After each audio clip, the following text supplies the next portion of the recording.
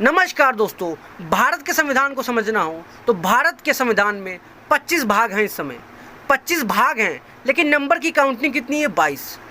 Example के तौर पे आप देखोगे पहले भी 22 नंबर तक संविधान के भाग थे, आज भी इतना ही है, लेकिन भाग 25 हैं। कैसे? मान लीजिए कुछ भाग जुड़ गए, जैसे 9 तो भाग है, भाग 9 है, लेकिन भाग में 9A जुड़ गया, 9B जुड़ गया, 2 भाग एक्स्ट्रा जुड़ गए, तो 25 भाग बताए जाते हैं। पर काउंटिंग में क्या जाना है कि 22 तक भाग पहुँचे हैं, ठीक है ना। अगर आप सब भाग भी उसमें जोड़ दो तो 25 तो पार्ट हैं, लेकिन 22 नंबर तक होते हैं। दोस्तों, संविधान के भाग 1 में लिखा हुआ है भारत राज्यों का संघ है। बहुत सारे राज्य, उत्तर प्रदेश, बंगाल, बिहार, सबको मिला करके भारत राज्यों का संघ है। भारत में कितने राज्य हैं? 28। यूटी भी हैं, 8 संघ शासित प्रदेश यानी कि यूनियन टेरिटरी हैं। तो ये इतने हैं भारत में राज्य। ये कहाँ लिखा है? ये पहले भाग में लिखा हुआ है, आर्टिकल 1 से 4, 1 to 4 आर्टिकल में राज्यों का संघ है। इसमें कौन से राज्य आ जाएंगे? यूपी, बिहार, बंगाल, उड़ीसा, मध्य प्रदेश, सभी राज्य इसमें आ जाते हैं। इसीलिए बोलते हैं आर्टिकल 1। आर्टिकल 1 कहता है भारत राज्यों का संघ है। India that is Bharat, India that is Bharat, Bharat मेरी जान, मेरी जान भारत महान। भाग 2, किसी भी देश को चलाने के लिए सबसे जरूरी तो है राज्य, लेकिन भाग 2 में क्या आएगा? भैया राज्य आ गया, अब वहाँ के नागरिक आएंगे। नागरिक है भाग 2 पार्ट 2, 5 से 11 आर्टिकल तक, 5 से 11, 5 से 11, 11, 11, 11, 11, 11, 5 से 11 तक। और इसमें क्या लिखा है? भारत में नागरिकता कैसे मिलेगी? नागरिकता के आधार क्या हैं? संसद को अधिकार है नागरिकता पे कानून बनाने का। आर्टिकल 11, आर्टिकल 9 कहता है भारत में दोहरी नागरिकता नहीं होगी, यानी जितने भी नागरिकता से लोग अधिकार हैं, जन्म से नागरिकता होगी, कर्म से नागरिकता होगी, आप कितने साल तक भारत में रह रहे हैं, यदि आपको भारत की नागरिकता चाहिए, सारे नियम कानून आर्टिकल 5 से 11 तक हैं। और सिटीजनशिप अमेंडमेंट बिल भी इसी का भाग है। बात करते हैं संविधान के भाग 3 की। 3 अधिकार मौलिक अधिकार है, फंडामेंटल राइट्स हैं। फंडामेंटल राइट्स आर्टिकल 12 से लेकर के आर्टिकल 35 तक हैं। आर्टिकल 12 से लेकर आर्टिकल 35 तक फंडामेंटल राइट्स हैं। 12 में बताया गया राज्य क्या है, ये नेगेटिव राइट्स होते हैं। और 12 में बताया गया राज्य क्या है। राज्य का मतलब नगर निगम, बिजली विभाग, केंद्र, राज्य, सब राज्य ही हैं। जो भी सरकारी है वो राज्य ही हैं। सरकारी कंपनियां भी राज्य के ही अंडर में आती हैं। जिसका भी 50% से ज़्यादा शेयर किस कंपनी में सरकार का होगा वो सरकार ही हो जाती है। तुम्हारे जीवन के कुछ मूलभूत अधिकार तुमको जीने के लिए आवश्यक हैं। कुछ ऐसी कंडीशन जो आपको जीना है, खाने की स्वतंत्रता, घूमने की, पार्टी बनाने की, ये सब क्या है? अधिकार। तुम बराबर हो, समानता, अवसर की समानता, कोई भेदभाव नहीं होगा। तुम्हारे धर्म को मानने की स्वतंत्रता, तुम्हारे साथ भेदभाव नहीं होगा, शोषण नहीं होगा। तुम अपने धर्म और संस्कृति की रक्षा कर सकते हो, उसके लिए इंस्टीट्यूशन खोल सकते हो। ऐसे बहुत सारे मौलिक अधिकार जो एक इंसान को जीने के लिए आवश्यक हैं, मूलभूत आवश्यक हैं। इनके बगैर इंसान सर्वाइव ही नहीं कर सकता। जीवन का अधिकार, जीवन नहीं होगा तो फिर क्या जी पाओगे? क्या नहीं जी सकते ना। जी हाँ, तो मौलिक अधिकार है ये। बात करते हैं भाग 4 की। 4 है DPSP, 36 से 51 तक। 36 से 51 तक ये आर्टिकल है।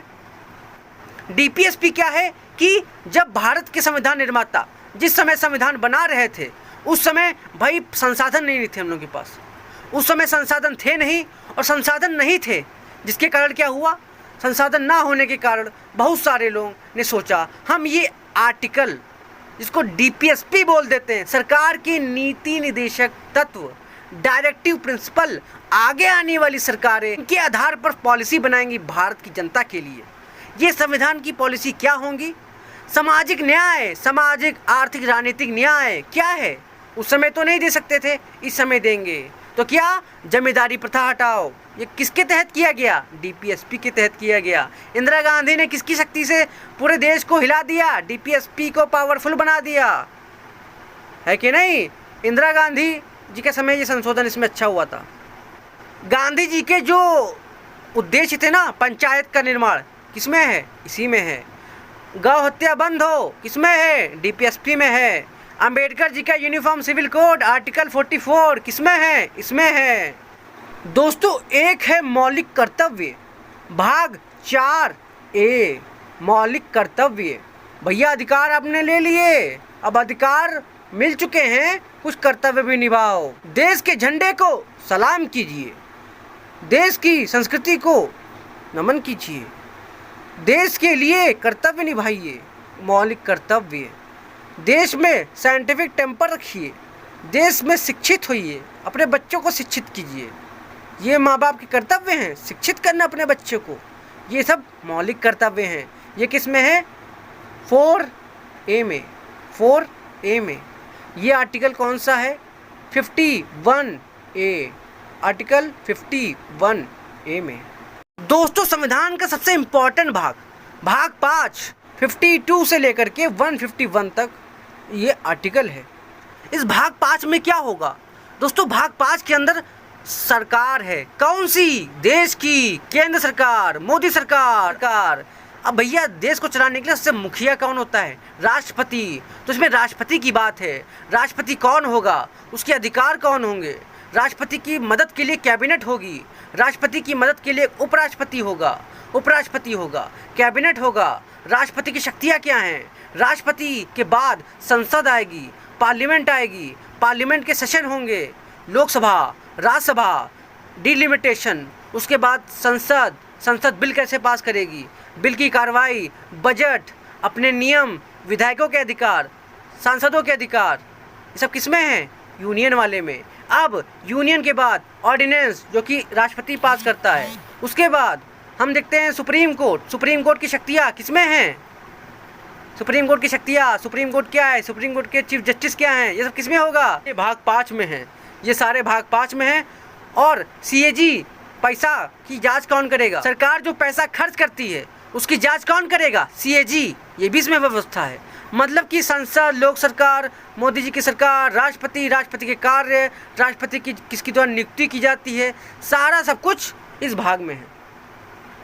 भारतीय संविधान भाग 6 में लिखा हुआ है 152 से 237, 152 से 237, पार्ट 6 कि भारत में राज्य होंगे, उनकी सरकारें होंगी, उनका एक गवर्नर होगा, उनके मुख्यमंत्री होंगे, उनके मुख्यमंत्री के भी बहुत सारे मान के चलिए मंत्री परिषद, कैबिनेट होगी, असेंबली होगी, क्या कहते हैं, लेजिस्लेटिव काउंसिल भी होगी, है कि नहीं?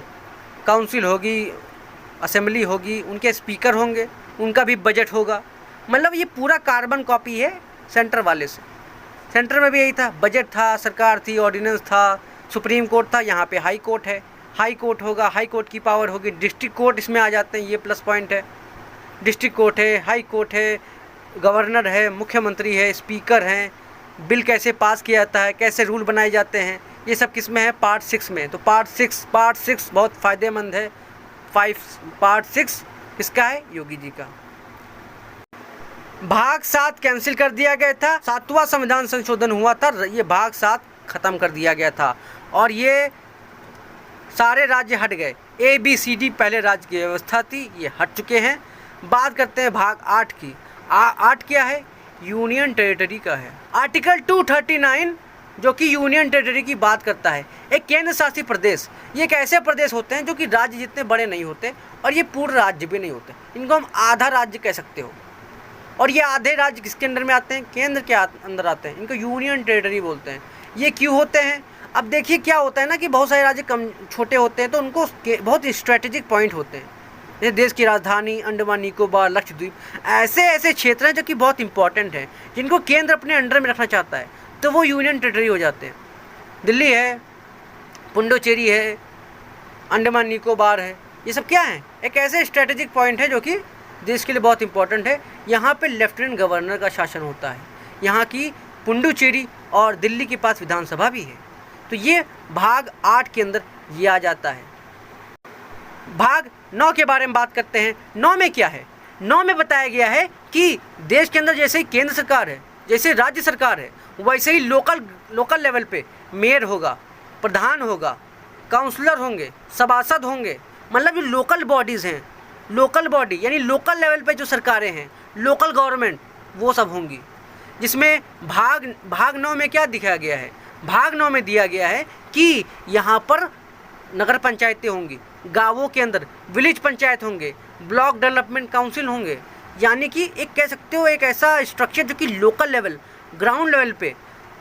डीपीएसपी में आर्टिकल 14 में महात्मा गांधी जी का सपना था भारत गांवों का राज्य, मतलब भारत गांवों का देश है, इसीलिए वहाँ पे गांवों का डेवलपमेंट हो, इसीलिए नेहरू जी ने इसको आगे बढ़ाने का सोचा था। लेकिन जो नरसिम्हा राव जी ने 73rd अमेंडमेंट और 74th अमेंडमेंट में इन दो मतलब जोड़ दिया। भाग 9 में पंचायत है, 9A में शहर के काम हो गए, जिसमें नगर निगम, नगर पालिका, नगर पंचायत, मतलब लोकल बॉडी जो शहर की है, नाली, सड़क, हाउस टैक्स, वाटर टैक्स, इन सब का जो काम देखती हैं वो यहाँ की सरकारें हैं। तो भाग 9 क्या है, भाग 9 है पंचायत, भाग 9 पंचायत है। भाग 9A क्या है, नगर निगम, काउंसिल, नगर पंचायत, ये सब क्या हैं, भाग 9 में है। ये अर्बन लोकल बॉडीज़ हैं, शहरी नगर पालिका, मतलब शहरों के अंदर जो होते हैं ना अपने सरकार को चलाने के लिए लोकल लेवल पे मेयर होगा, सभासद होगा, काउंसलर जिनको बोलते हैं, ये सब सरकार चलाने के लिए होते हैं। 9B में क्या है, सहकारी समितियाँ।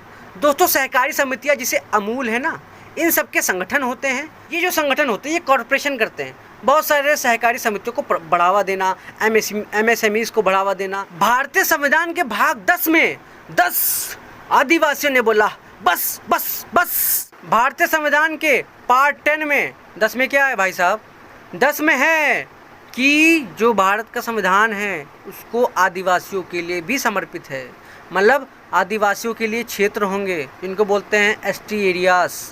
ये कौन तय करेगा, राष्ट्रपति तय करेगा, किसके तहत, आर्टिकल 44 के तहत। तो भारतीय संविधान का जो पूरा भाग है एक, वो आदिवासियों को समर्पित है। ये एरिया कौन तय करेगा, ये जो भाग है, ये जो एरिया है, ये राष्ट्रपति तय करेंगे।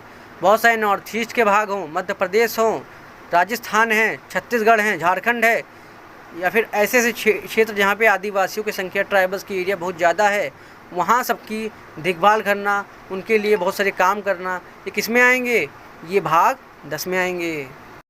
दोस्तों बात करते हैं भाग 11 की। भाग 11 में क्या है, भाग 11 में ये मान के चलिए जो केंद्र और राज्य के संबंध हैं उनके बारे में चर्चा करी गई है। जो 11th पार्ट है, 11th पार्ट स्टार्ट होता है 245 से 263 कि मोदी जी और योगी जी के क्या संबंध होंगे, क्या मोदी जी और योगी जी दोनों कानून बना सकते हैं, इसकी चर्चा करी गई है भाग 11 में। कानूनी संबंध हैं कि किसका ताकतवर कानून होगा। मान लीजिए योगी जी ने कानून बना दिया और मोदी जी ने कानून बना दिया, किसका कानून पावरफुल होगा, मोदी जी का। ये किसमें बताया गया है, भाग 11 में। आर्टिकल 263 अंतर्राज्यीय परिषद की बात करता है। बहुत सारे परिषद बने जिससे केंद्र राज्य संबंध के बीच में विवादों को सुलझाया जाए। आर्टिकल 262 जो बात करता है वो कहता है भाई नदियों के बीच जो विवाद है उनको समाधान किया जाए, सॉल्व किया जाए, तो उनके बीच बोर्ड बनते हैं। मतलब केंद्र और राज्य संबंध से लेकर बहुत सारे प्रशासनिक संबंध भी हैं, विधायी यानी कानूनी संबंध भी हैं। तो ये सारे संबंध इसके मोटा माटी पीटा पाटी इसी में आती। दोस्तों संविधान के भाग 12 में, संविधान के भाग 12 में वित्त है, संपत्ति है, कानूनी अधिकार हैं और वित्त आयोग होगा, GST होगा, जो कहाँ कौन कितना टैक्स लेगा, कौन कितना फंड होगा, ये सब भाग 12 में दिया गया है। और इसमें यही तय होता है कि फाइनेंस से रिलेटेड मामला आता है, कौन कितना टैक्स, संपत्ति कर, भारत सरकार कहाँ से टैक्स लेगी, राज्य कितना टैक्स लेगा, भारत और राज्यों में टैक्स का आदान प्रदान, किसको कितना टैक्स मिलेगा, ये सब किस में है, भाग 12 में, पार्ट 12 में। बात करते हैं भाग 13 की। 13 में है बिजनेस के बारे में। भारत में आप कहीं बिजनेस कर सकते हो, बिजनेस का अधिकार है आपको। ये आप बिजनेस गए, मतलब किसी भी कहीं भी जाके बिजनेस कर सकते हैं, प्रचार कर सकते हैं, बिजनेस कर सकते हैं। ये 13 में है। 13 मेरा बिजनेस, सबका बिजनेस 13 है। 13 में बिजनेस के बारे में बात करी गई, किसको क्या अधिकार है वो केंद्र सरकार तय कर सकती है। बात करते हैं भाग 14 की। 14 में क्या है, भारतीय सेवाएं। भारतीय सेवाओं में क्या होता है भाई, भारतीय सेवा में all India services IAS, IPS, IFS, Indian forest services, ये सारे जो भाग हैं वो भारतीय सेवा में आते हैं। इसमें यूपीएससी का अध्यक्ष होगा, कौन सा चुनाव करवाएगा, कैसे अधिकारियों की भर्ती होगी, ये सब सेवा के मामले हैं। अधिकारियों की भर्ती, उन पे क्या केस हो सकते हैं, क्या कार्रवाई हो सकते हैं, क्या उनके अधिकार हैं, यूपीएससी के अध्यक्ष, ये सब जो आ जाता है भाग 14 में आता है, 14 में आता है। 2, 3, 23, 1 ट्रिब्यूनल्स की बात करता है। कुछ ट्रिब्यूनल होंगे जैसे ग्रीन ट्रिब्यूनल, TGT होता नहीं, नेशनल ग्रीन ट्रिब्यूनल, बहुत सारे ट्रिब्यूनल यानी केसों को सुलझाने की बात करी जाती है, जो बहुत ज़्यादा केस होते थे, तो उनके लिए आर्टिकल मतलब उनके लिए एक भाग 14A है। बात करते हैं भाग 15 की। 15 में क्या है? 15 में भारत का चुनाव आयोग है। चुनाव आयोग क्या करता है? भारत में चुनाव करवाता है। चुनाव करवाने से क्या होता है, मतलब चुनाव आयोग होगा, चुनाव करवाएगा। भारत के अंदर अच्छी चुनावी प्रक्रिया हो, राज्यों के चुनाव, राष्ट्रपति के चुनाव कराने के लिए कोई बॉडी होनी चाहिए। वो बॉडी कौन करेगी? चुनाव आयोग करेगी। तो आर्टिकल 324 से लेकर के 329 तक चुनाव आयोग है, चुनाव करवाएगा, वोटिंग करवाएगा। वोटिंग लिस्ट तैयार करता है कौन? चुनाव आयोग। चुनाव आयोग वोटिंग लिस्ट तैयार करता है और अपना काम करता है। ये है चुनाव आयोग की शक्ति, ये है कि नहीं। बात करते हैं संविधान के भाग 16 की।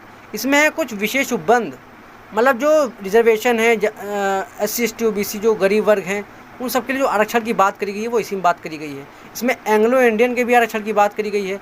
लोकसभा में कितनी रिजर्व सीटें होंगी, स्टेट की असेंबली में कितनी रिजर्व सीटें होंगी, ऐसे सेक्शन के लिए नौकरी में कितना रिजर्वेशन मिलना चाहिए वो इस एरिया में है। OBC आयोग, SC आयोग, ST आयोग, ये सब इस एरिया में चर्चा करी गई, जिसको बोला गया है भाग 16 में। भाग 17 में बात करती है, भाग 17 में भाषा की बात करी गई है। भाषा कितनी होंगी? 17 में भाषा है। 17 में क्या है? भाषा, लैंग्वेज। भाग 17 में लैंग्वेज की बात करी गई है। लैंग्वेज क्या है? भारत की कौन सी होगी, कि कितनी भाषाएं होंगी। भारत में 22 लैंग्वेजेस हैं। भारत में हर भाषा का क्या, भारत में हिंदी का प्रमोशन होगा। सुप्रीम कोर्ट की लैंग्वेज क्या होगी सुनवाई की? इंग्लिश। तो मतलब बहुत सारी भाषा की बातें किसमें कही गई हैं? भाग 17 में। अब बात करते हैं भाग 18 में। भाग 18 में क्या बात करी गई है? भाग 18 में इमरजेंसी की बात करी गई है। युद्ध होगा देश पे, इमरजेंसी लग जाएगी। राज्यों के अंदर विधानसभा भंग हो जाएगी या फिर संकट होगा तो इमरजेंसी लग जाएगी। देश में अगर गरीबी आने लगी, पैसा संकट आ गया तो फिर वित्तीय आपातकाल लग जाता है, इसको हम फाइनेंशियल इमरजेंसी लग जाती है। तो ये क्या है? भाग 18 में। 18 में खतरा है, 18 में खतरा है, 18 खतरा हो जाता है। तो भाग 18 में खतरा है। भाग 19 में कुछ विशेष अधिकार हैं, उनको हम प्रकीर्ण बोलते हैं। स्पेशल कुछ हैं अधिकार, राइट्स हैं गवर्नर को। आर्टिकल 365 में लिखा गया है कि अगर केंद्र के कार्य को राज्य नहीं करता तो आर्टिकल 356 का यूज़ करके हटा सकती है गवर्नमेंट। इस तरह के राइट हैं। भाग 20 सबसे इम्पोर्टेंट है। भारत में संविधान में संशोधन होता है किसके तहत? आर्टिकल 368 के तहत। क्या है? भाग 20 20 के तहत ये पूरा मामला आ जाता है दोस्तों। 20 के तहत पूरा मामला संविधान में संशोधन के लिए जो भी अधिकार होगा कि केंद्र सरकार कौन से बिल ला सकती है, कौन से बिल में कितना संशोधन कर सकती है, पूरा अधिकार इसमें है। क्योंकि भारत का संविधान कठोर भी है, लचीला भी है, थोड़ा दोनों का मिक्सचर लिखता है। इसीलिए संशोधन की प्रक्रिया, कुछ संशोधन के लिए आपको 2/3 बहुमत चाहिए, कुछ के लिए सामान्य बहुमत चाहिए। 21 में क्या है? कुछ अस्थायी टेम्पररी कुछ प्रावधान किए गए, जैसे जम्मू कश्मीर के बारे में, नागालैंड के बारे में, बहुत सारे राज्यों के कुछ पार्ट के बारे में अस्थायी। और कुछ ऐसे इसमें भाग है जो कि संविधान के समय बनाए गए थे, जो कि लागू होने से पहले कुछ लागू हुए थे, लागू होने के बाद। ये इतना इम्पोर्टेंट वैसे तो अभी नहीं है, लेकिन 21 में ये आ जाते हैं। जम्मू कश्मीर की 370 हट गई, किस में थी? 21 में। तो मतलब इस भाग के अंदर ये साइड नागालैंड को कुछ विशेष अधिकार मिले हुए हैं, किस में है? इसमें है। तो ये सब क्या है? 21 में, 21 पार्ट 21 में। नमस्कार दोस्तों, भारत के संविधान को पढ़ने के लिए पहले उनका स्ट्रक्चर पढ़ना पड़ेगा। स्ट्रक्चर को पढ़ने के लिए पहले उनके भाग पढ़ने पड़ेंगे। भारत के संविधान को सही से समझना हो तो उनके 22 भाग